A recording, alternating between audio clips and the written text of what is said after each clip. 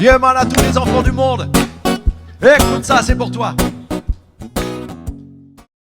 Bonjour, donc bienvenue à l'EPFL. On se retrouve avec moi, je m'appelle Jeanne et Célia.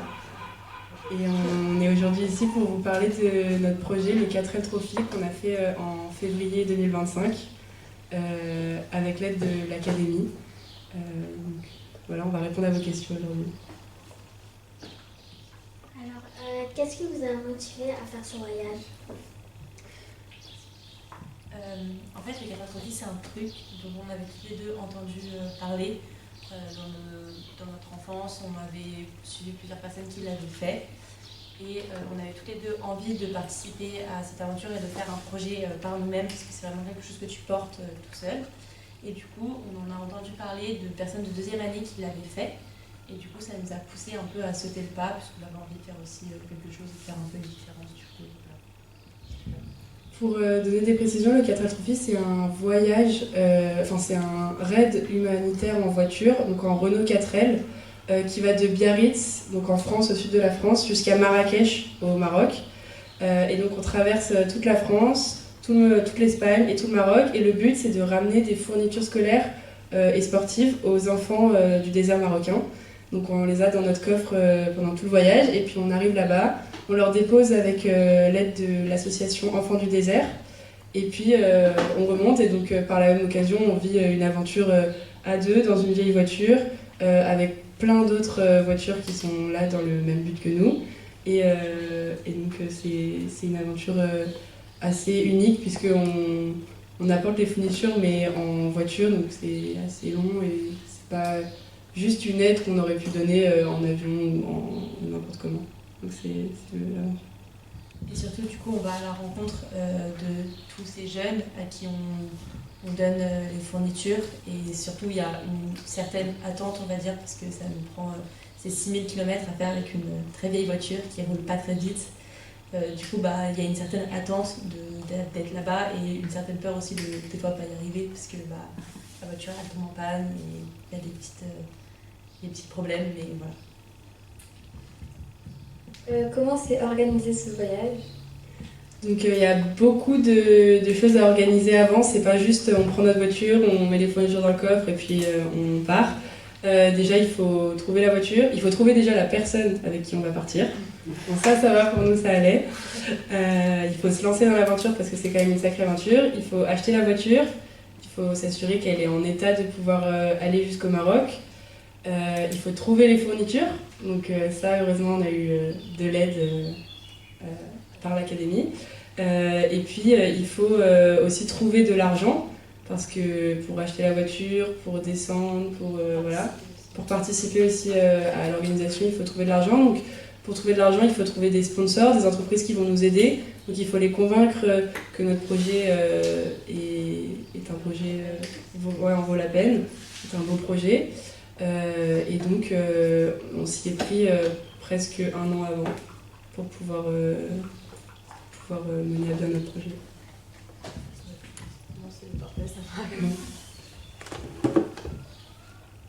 Quel lieu avez-vous traversé qui vous a marqué ? Donc du coup, nous on a commencé de Lyon parce que c'est là où on avait notre voiture, et donc on a commencé à Biarritz. Moi je pense que le premier endroit qui nous a vraiment marqué ce serait Biarritz, parce que c'est le départ, c'est le moment où ils checkent si tu as vraiment le droit de partir avec ta voiture, parce qu'il y a un contrôle technique à passer. Donc ça c'était assez marquant, on a vécu une journée assez émotive on va dire à Biarritz, donc c'est un premier endroit vraiment marquant. Après on traverse toute l'Espagne, donc là c'est quand même des grandes routes, ça fait un effet parce que d'un coup tout est en espagnol, mais je pense que après le plus marquant ça reste quand même l'arrivée au Maroc.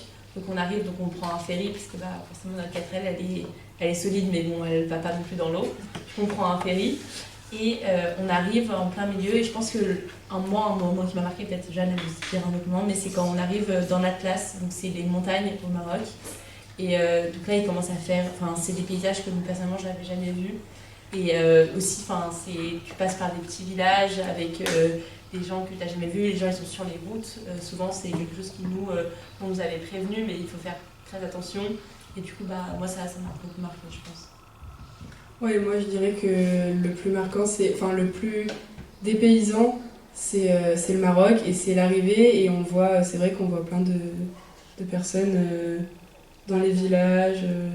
Clairement, il y avait un des moments nous, qui nous a marqué parce qu'on a eu un peu peur, on va dire, c'est que tu traverses beaucoup de villages, donc c'est vraiment, t'es pas du tout à Marrakech, c'est une grande ville, donc on a plus l'habitude, on va dire, mais là c'était des petits villages au milieu des montagnes et à un moment on a eu un peu peur parce que il y a un enfant qui a traversé la route et en fait on nous prévient avant qu'il faut faire attention parce que eux ils font leur vie, ils ont l'habitude de faire ça et c'est pas du tout voilà.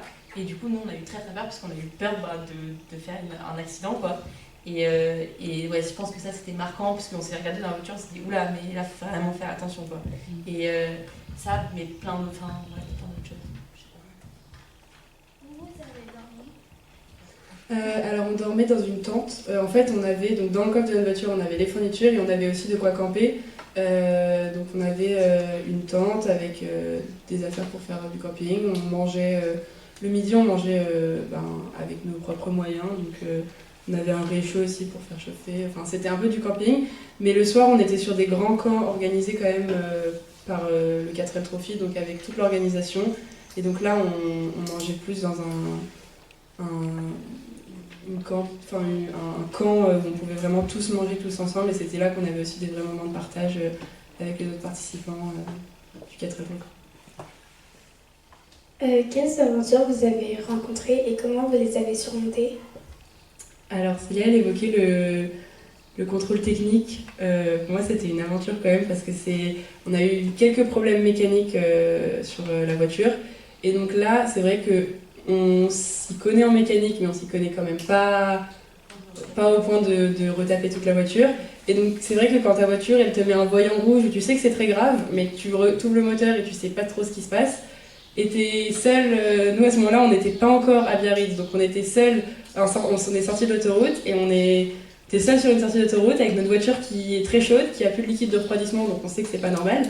Mais on sait pas forcément comment le régler. Donc là, il y a un peu des moments où on se dit, c'est vrai qu'on s'est lancé dans cette aventure, mais on s'y connaît quand même pas très très bien. Puis là, on n'est pas encore à l'arrivée, quoi. Ouais, on n'était pas arrivé, on n'était même pas parti de Biarritz, donc c'était. On se dit, waouh, ça va être. Donc il y a des moments quand même où on se dit, pourquoi on a fait ça déjà? Et puis finalement, on trouve toujours de l'aide. Donc là, on a pu repartir, en l'occurrence, on a pu repartir en attendant un peu que la voiture refroidisse. Et après, on trouve toujours de l'aide. Les gens sont vraiment super gentils. Des gens qu'on croise aussi partout. Des gens du 4L Trophy, ils vont forcément nous aider, ils sont très gentils. Mais même des gens dans la rue, dans n'importe quel pays, que tu croises et qui te proposent de l'aide, qui s'y connaissent peut-être un petit peu parce que c'était la voiture de leur enfance, parce que voilà, qui te proposent toujours d'être aidés. Et donc c'est vrai qu'on s'est jamais senti toute seule, abandonnée avec notre voiture qui a un problème. À chaque fois on avait de l'aide. Juste ça peut être des problèmes plus ou moins graves. Nous en l'occurrence on n'a pas eu de problème très grave. Ou en tout cas on a toujours trouvé une solution assez rapidement et donc on n'a pas ressenti qu'on était vraiment pas bien pendant plusieurs heures. Voilà. Et sinon des aventures comme des petites péripéties qu'on a eues, t'en as déjà raconté une avec l'enfant qui traverse devant nous alors qu'on était vraiment sur la route. Il y en a plein. Comme ça, Voilà, comme ça, j'ai pas de péripéties, mais on a eu des petits problèmes mécaniques et puis des petites frayeurs par-ci par-là pendant l'aventure parce que forcément, ça nous changeait de nos habitudes et de notre vie quotidienne. Est-ce que vous avez quelque chose à nous partager sur les droits de l'enfant? Du coup, nous, on a pu voir un peu ce qui se passait là-bas. On a regardé, voilà, c'est vrai qu'on était assez prêtes, on nous a parlé beaucoup des enfants là-bas avant d'arriver parce que on les voit dans les villages et on a souvent envie de leur donner quelque chose parce qu'on a plein de choses dans notre 4L. Et on nous a dit avant d'arriver de ne pas leur donner directement dans les villages et de vraiment que donner à l'association qui était dédiée pour. Du coup, c'est vrai que je pense qu'on était quand même assez. Enfin, j'estimais en partant que j'étais assez prête à voir tout ça et on a quand même eu la discussion plusieurs fois dans la voiture, parce qu'on a le temps de parler, c'est quand même.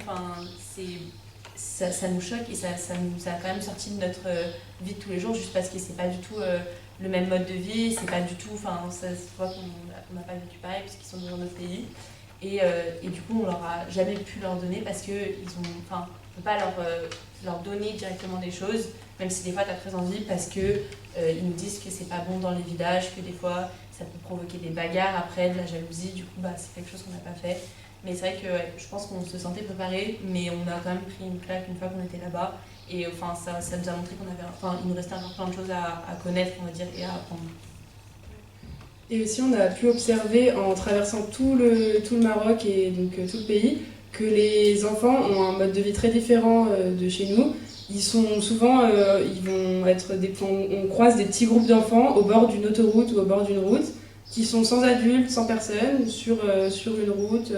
Voilà, et donc nous, ce qu'on pourrait chez nous se dire, mais c'est complètement. Enfin, c'est au bord d'une autoroute, quelqu'un, c'est. Et chez eux, c'est très habituel, c'est pas un souci. Et donc, c'est plus à nous de nous adapter. voilà, c'est ça. Et voilà, on a vu aussi beaucoup d'enfants dans les villages s'amuser. Mais il y avait beaucoup d'enfants. Ouais, dehors, au bord des routes. Après, c'est vrai que le fait qu'on ait quand même passé, il y avait 1000 voitures, 1000 anciennes voitures qui passent pour une course dans leur village, forcément, ça fait sortir les enfants, ça fait sortir les gens en général. Donc forcément, c'est aussi pour ça qu'on les a beaucoup vus au bord des routes. Mais donc, ouais, on a... Mais des fois, non supervisés, nous, ça nous faisait peur. Mais des fois, quand on les voyait qu'ils n'étaient pas supervisés, on se disait, oula, c'est... Voilà, mais c'est... Je pense que c'est quelque part dans la culture où ils sont beaucoup plus libres aussi de faire ça. Mais... Le voyage, il vous a pris combien de temps à peu près? On est parti de Lyon le 17 février et on est revenu à Lyon le 5 mars. Donc on a mis 3 semaines environ. Et après, au Maroc, on y a passé une semaine. Parce que si on n'a pas fait autoroute jusqu'à Marrakech et retour, on a quand même pris des petites pistes où tu vas pas vite parce que c'est dangereux et voilà. Donc on a quand même fait un peu des détours pour voir du paysage, pour voir le pays, pas juste de l'autoroute. Est-ce que les droits de l'enfant étaient respectés au Maroc? Nous, on a passé du coup une semaine, comme elle a dit, au Maroc. Je pense que je ne voudrais pas étaler et dire oui ou non et donner vraiment un noir ou un blanc. Ils sont très différents, je pense, de ce que nous on vit, et particulièrement dans l'Atlas parce que c'est des endroits très reculés où il fait très froid. Et on a rencontré aussi, quand nous on disait qu'on partait au Maroc, on a rencontré pas mal de personnes qui se préoccupaient des droits des enfants de l'Atlas. Je pense que tu te rappelles de qui je parle, mais voilà.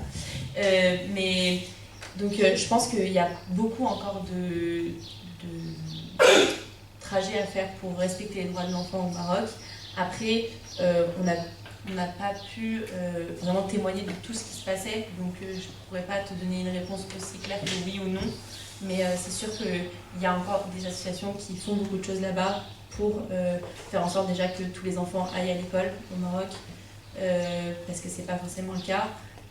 Et aussi qu'ils aient leurs fournitures scolaires, comme ce qu'on a fait, donc amener des fournitures scolaires, construire des écoles. Donc à Notre Fils, c'est quelque chose qu'ils font chaque année. Ils construisent des écoles avec du coup les frais aussi qu'on donne dans nos inscriptions. Donc c'est quelque chose qui est encore en train d'évoluer, on va dire. Est-ce que le climat changeait beaucoup au Maroc? Donc nous on y a été en février, donc on n'était pas dans la saison la plus chaude, mais on a eu chaud la journée, mais froid la nuit. Parfois, en fait, quand on était justement dans l'Atlas, c'est une chaîne de montagnes, donc dans les montagnes, il faisait très froid. Il y a une nuit, on a eu très très froid, surtout dans la tente. Mais sinon, on n'a pas trouvé un climat très différent. C'était assez différent, mais c'était pas non plus très très très différent d'ici. Je me suis dit, vraiment, c'est super bien ce que vous avez fait. Et je me suis encore dit, comment s'est passé là-bas pour qu'il aille comme ça à l'Académie internationale des droits de l'enfant. Si tu demandes comment on est allé au Maroc avec l'Académie, comment ils ont participé, on va dire, toute l'Académie nous a aidé à récolter du coup des fournitures scolaires que nous on a amenées là-bas. Et du coup, on avait aussi sur notre voiture, pendant tout le raid, on avait un sticker de l'académie et on a pu parler un peu de l'initiative de l'académie là-bas. C'était un peu ça notre but aussi pendant le Toki. Est-ce que vous aimeriez recommencer ce voyage? On en garde un très très très très bon souvenir. Après, c'est beaucoup d'investissement, beaucoup de temps qu'on y a mis.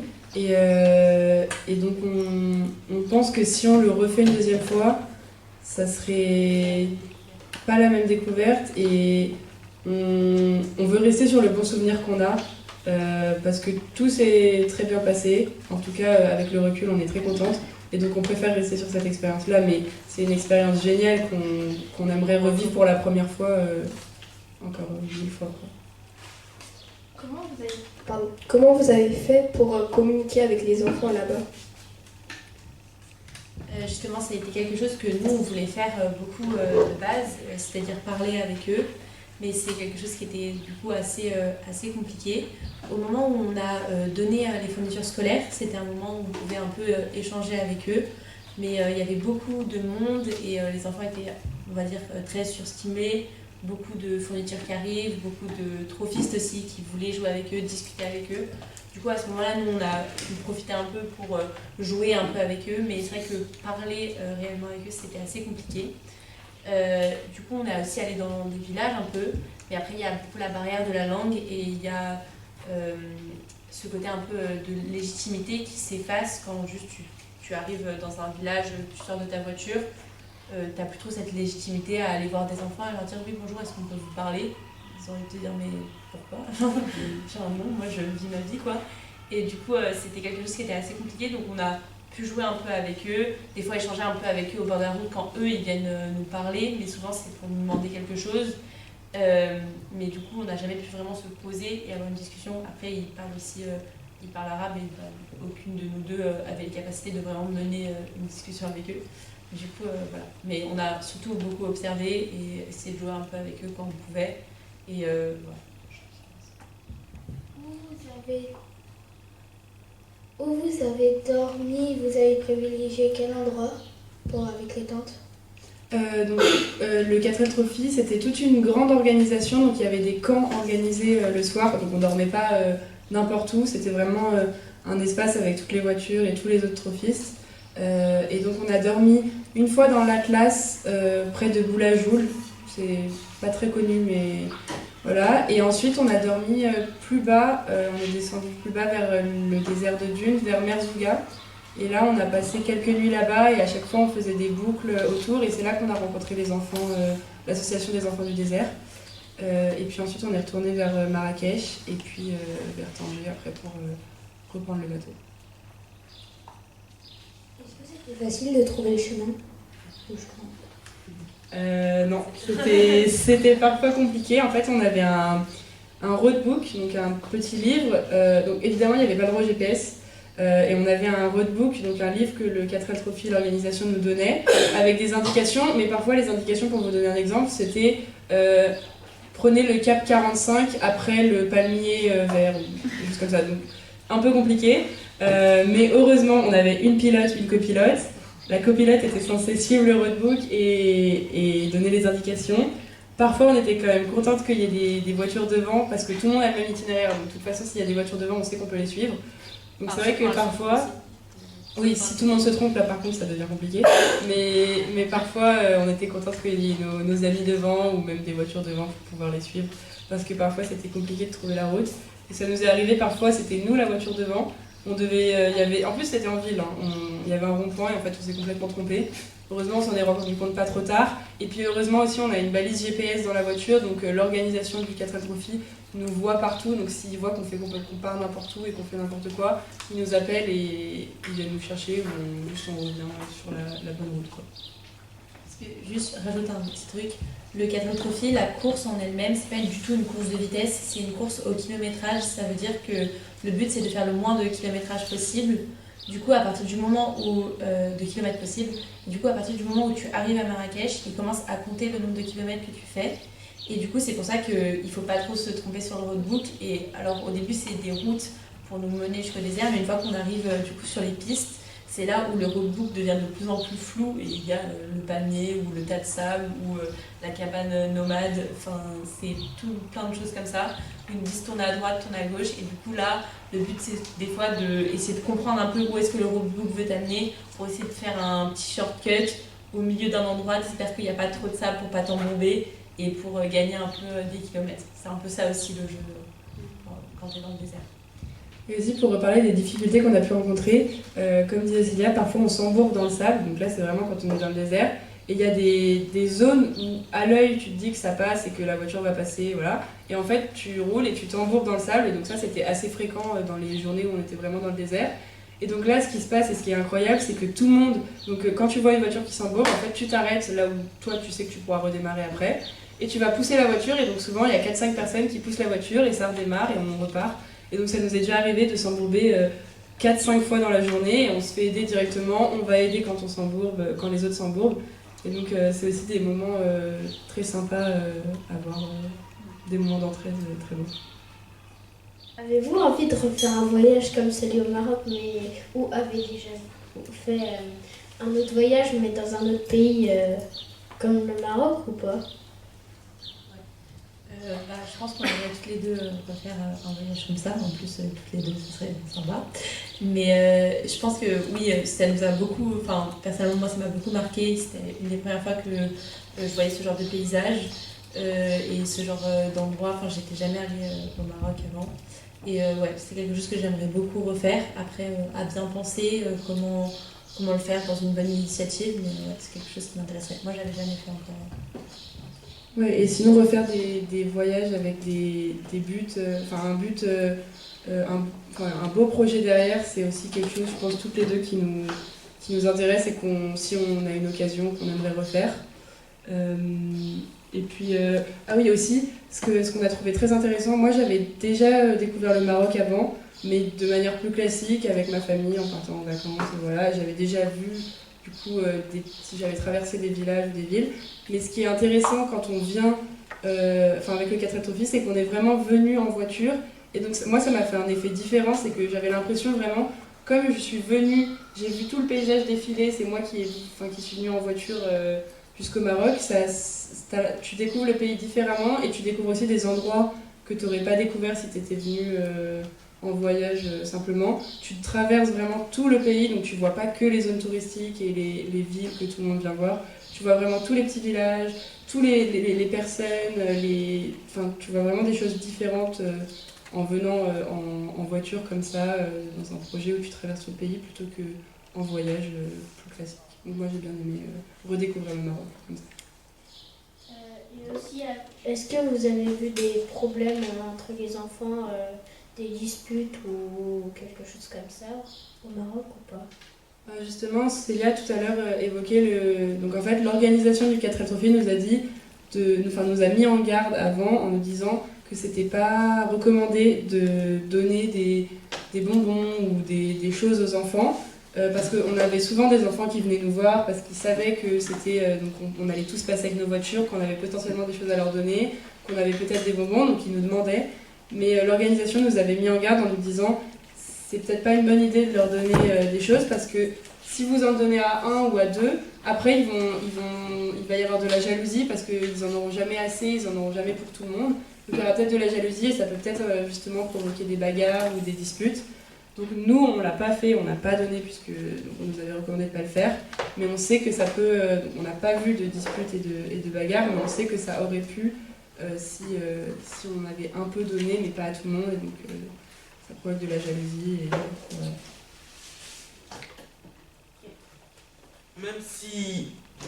Même si il parle un peu trop fort.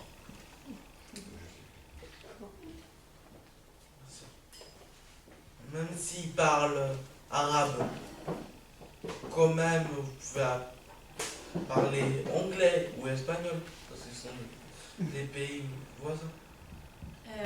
C'est vrai. Après, du coup, dans l'Atlas, ils parlent pas forcément anglais et après nous ils parlent plus français.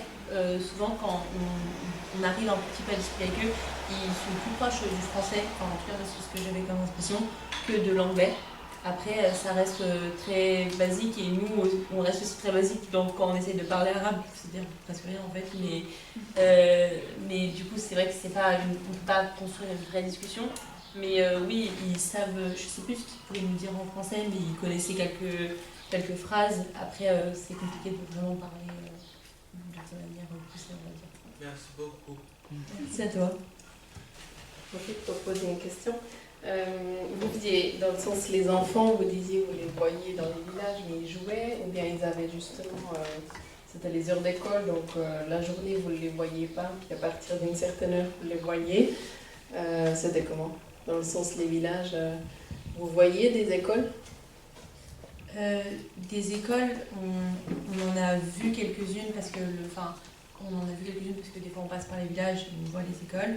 Il y a des villages où on voyait des fois des gens avec des cartables, des enfants avec des cartables. Il y en a quelques-uns. Après, il y en a d'autres où on passait, il était 16h un mardi et ils étaient sur les routes. Après, 16h, c'est pas aberrant, mais on va dire 14h. Et ils étaient sur les routes.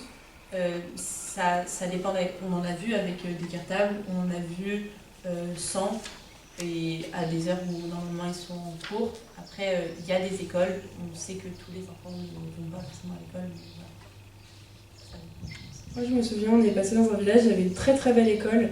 Ça devait sûrement être un week-end parce qu'il n'y avait personne, ou alors une heure où il n'y a personne. Mais en tout cas, il n'y avait personne dans la cour de récréation. Mais c'était une très très belle école, vraiment. Par rapport au village, l'école se démarquait vraiment parce qu'elle était. Peut-être qu'elle venait d'être construite, mais en tout cas, c'était une belle école. Et donc, moi, ça m'avait marqué.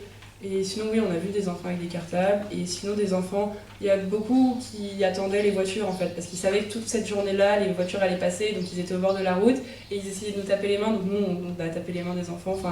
C'était vraiment l'événement, c'était les voitures qui allaient passer. Donc, on en a beaucoup vu en train d'attendre les voitures, ouais, à n'importe quelle heure de la journée. Je me souviens plus si c'était le week-end ou pas, mais... Après, c'est vrai que je sais que c'est un petit événement pour les gens là-bas, mais ça nous est arrivé, nous, pendant notre année où on préparait le Catherine Trophy, d'avoir des gens qui viennent de Casablanca, parce que à l'EPFL, par exemple, il y a plein de Marocains, et qui sont déjà venus nous voir en disant « Ah, mais c'est vrai, vous faites le Catherine Trophy, vous savez que nous, tous les ans, on les voyait passer et tout. » Donc c'est aussi un événement, il y en a pas mal qui viennent juste parce qu'ils savent que tous les ans, il y a une journée où ils vont voir passer 1500 4L de toutes les couleurs. Du coup, c'est peut-être aussi un événement à part entière.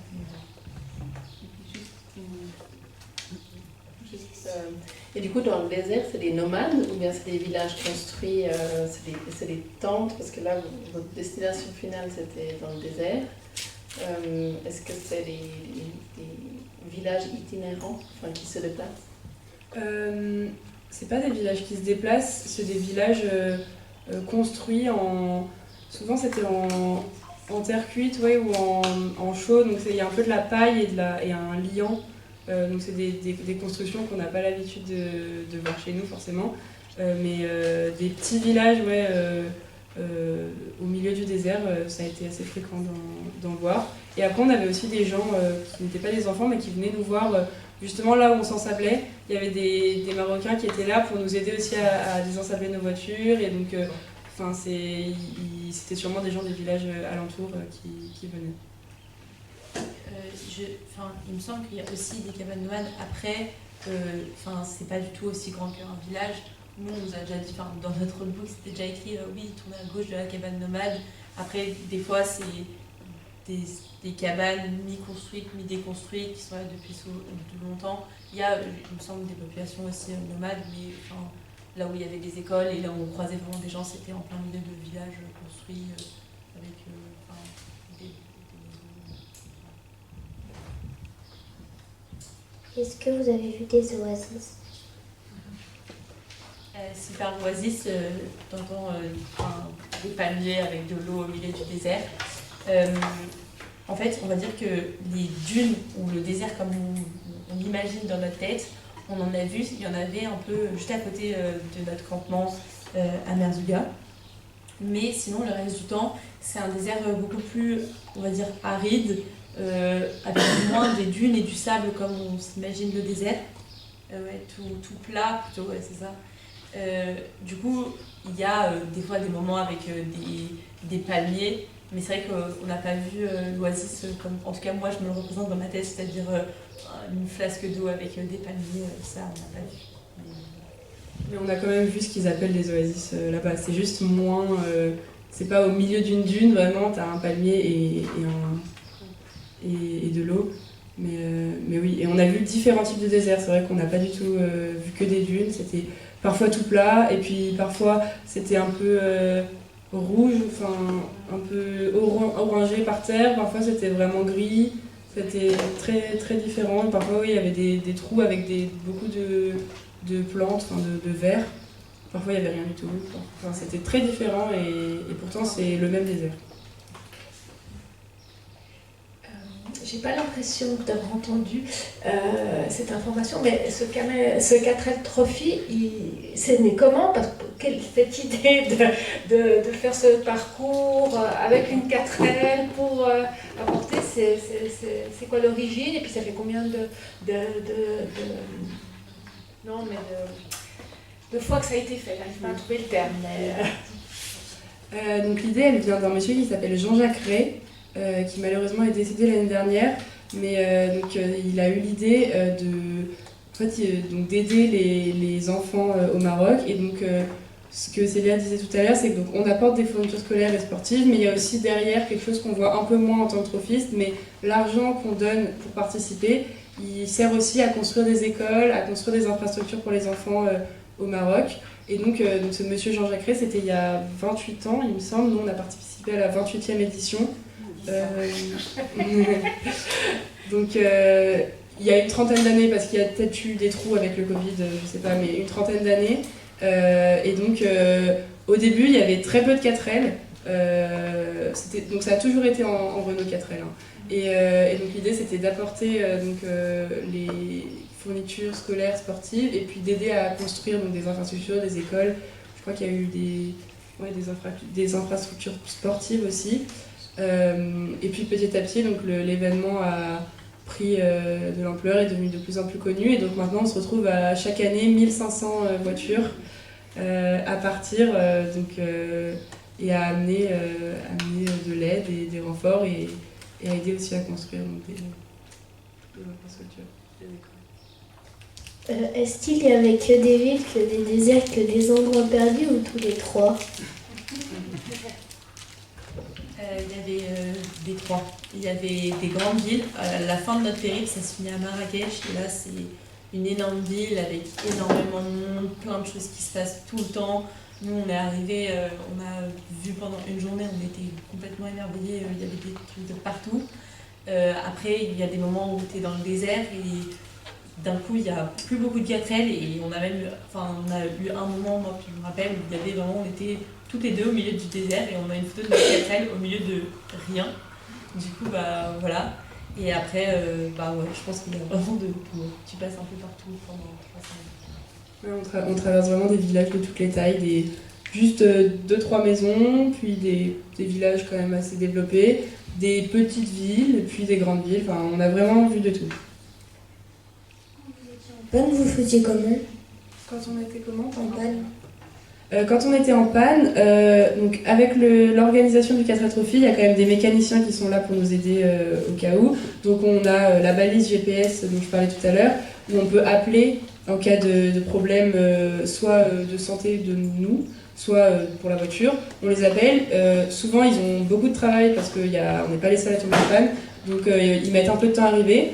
Nous, on a eu la chance de ne jamais les avoir appelés, parce qu'on a aussi rencontré des gens qui s'y connaissaient un peu en mécanique et qui ont pu nous aider quand on avait des petits problèmes, entre guillemets. Donc quand on était en panne, on s'arrête. Déjà, pour se rendre compte qu'on est en panne, c'est qu'on se rend compte que la voiture fait un bruit bizarre, qu'il y a une odeur bizarre. Mais nous, on avait le petit jeu avec Célia que dès qu'il y avait une odeur bizarre ou un bruit bizarre, on se disait « Non, mais c'est pas notre voiture, c'est celle d'en face ou c'est celle d'à côté. » À chaque fois, on se disait « Non, mais c'est pas nous, c'est pas grave. » Et puis, il faut pas s'inquiéter tout le temps avec ce genre de voiture. Il ne faut pas s'inquiéter au moindre problème parce qu'il y a plein de choses qu'on comprend pas, mais elles fonctionnent quand même. Il faut y aller, même s'il y a des bruits bizarres. Et puis elle redémarre. Voilà. Et donc, quand on a vraiment un problème et qu'on se rend compte qu'il y a vraiment un problème, on sort de la voiture, on ouvre le capot, on essaye de voir un peu ce qui se passe. Parfois, tu vois vraiment qu'il y a quelque chose qui ne va pas. Parfois, tu comprends pas trop. Et puis souvent on demande de l'aide quand même parce qu'on s'y connaît pas trop, pas assez pour connaître tous les problèmes. On demande de l'aide et là les gens nous expliquent tout et nous aussi on aimait bien comprendre avec Célia à chaque fois. Ils ne disent pas juste il faut faire ça pour régler le problème, ils nous expliquent que en fait ça fait fonctionner ça et donc ça tourne plus parce que ça refroidit. Enfin, et donc on aimait bien comprendre tout ce qui se passait dans la voiture. Comme ça on pouvait, si on avait ce problème un autre jour, on serait capable de le régler. Bon, pour le moment on n'a jamais eu 2 fois le même problème. Mais...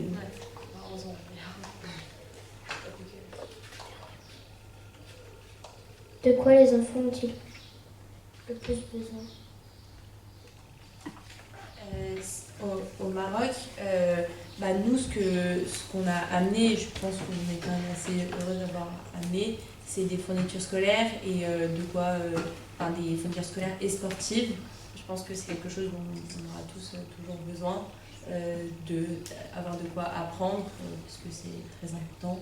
Et c'est ce qu'on nous a aussi demandé d'amener. Et c'est là où on a fait un peu confiance à l'organisation, dans le sens où ils nous ont dit que c'était ça qui était vraiment utile. Et du coup, c'est ça qu'on a décidé aussi de prendre avec nous. Voilà. Et pour y participer, est-ce qu'il y avait un âge et ceux qui participent, ils viennent d'où? Oui, il y a un âge, il faut avoir entre 18 et 28 ans. C'est vraiment pour les jeunes, et puis 18 ans parce qu'il faut avoir le permis. Et après, ceux qui participent, ils viennent de partout. Il y avait des équipages suisses, il y a une majorité quand même d'équipages français, il y avait des équipages marocains, de personnes qui ont vu les 4L depuis bébé passer dans leur village et qui se sont dit ok, nous aussi on va le faire. Il y en a aussi, comme ça, il y en a des Espagnols. Il y a, je ne sais plus le nombre exactement de nationalités, mais il y en a, je pense, une dizaine à peu près de nationalités de personnes qui font 4M. Ça réunit vraiment plein de personnes des 4 coins du monde. Quel message voulez-vous faire passer à propos de votre aventure aux autres enfants?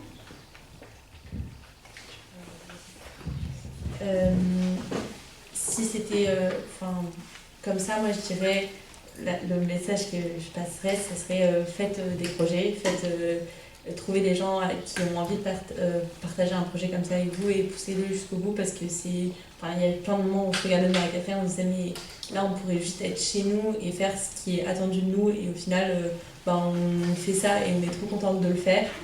Et après je pense aux enfants là-bas, nous je pense que ça serait juste de pouvoir plus discuter avec eux et de connaître encore plus sur leur vie et de ce dont ils ont besoin.